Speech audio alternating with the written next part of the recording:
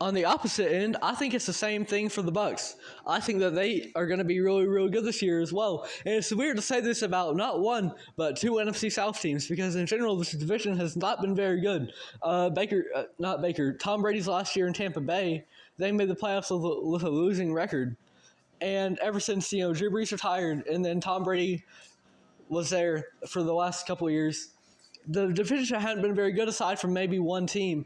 And there had been teams like the Falcons that might be hovering around 7-10, but they're still just missing a piece. But now the NFC South has at least two very, very good teams in it, and the Buccaneers and Falcons. So for the Buccaneers, this is yet again another very, very talented roster. They have one of the best wide receiver duos in the entire league, and Mike Evans and Chris Godwin. And Mike Evans specifically is a top wide receiver in this league. I believe that wholeheartedly. You can harp on him all you want and say maybe the 1,000 yards record, most consecutive 1,000-yard seasons to start a career in NFL history. You can say, oh, that's stat padding because, 1 year maybe he had 1,006 yards, for example, right? But Mike Evans has been the model of consistency. And when he's on, he's very hard to stop. He's so tall, he's got a huge catching range, so he can be a quarterback's best friend. And I think Baker's absolutely benefited from having him and Chris Godwin to throw the ball to. Even Cade Otton, a tight end, is a very serviceable tight end. And for the run game, they've got potential, even if that's not fully realized. Bucky Irving has shown some really good flashes for this team, and Rachaad White is a good receiving back. He's not always the best at running. He had one really big run this past game, and aside from that, it was really slow.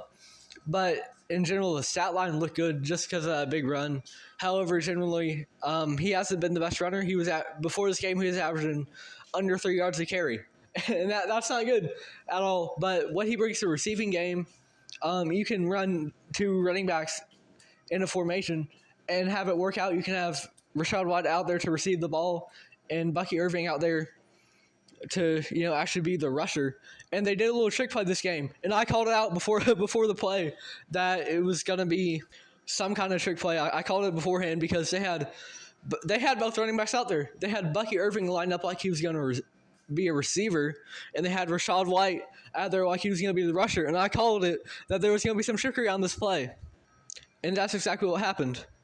So just having two running backs with two different skill sets, it opens up a lot of opportunities to adjust the expectations of the other team and the defense. They might not really know what to expect.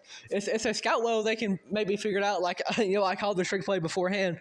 But in general, I think it just opens up a lot of avenues for plays like that to kind of subvert the expectations of the defense. And it really just sets you up for success. And Todd Bowles is a very conservative coach, but having offensive plays like that, it really shows the potential that he has as an offensive player caller at times. And their defense, it didn't look good this game at all. They allowed 36 points. But generally, they have a pretty solid defense. They've been missing Antoine Winfield for sure. His absence is noticeable. But when he comes back, I think this pass defense is going to be a lot better. And number zero has been really solid for him. And so for Tampa, I think the sky's the limit for them as well. Baker has shown in the past that he can win in the playoffs and he can put up stats in the playoffs. So I think I would trust the Buccaneers in a playoff environment more than the Falcons, but I really trust them both. And I think the sky's the limit for both these teams. If you enjoyed this video, it would be great if you could find it in you to like, subscribe, maybe check out the full podcast on Spotify. Follow us on there. Follow us on Instagram. I know realistically this podcast isn't going to go anywhere ultimately, whether it's via the segments on YouTube or the entire podcast itself. But I want to get into the sports broadcasting business. I want to be able to promote thought-provoking discussions about the NBA, and I would love to do it via State of the Association. Thank you if you made it all the way through.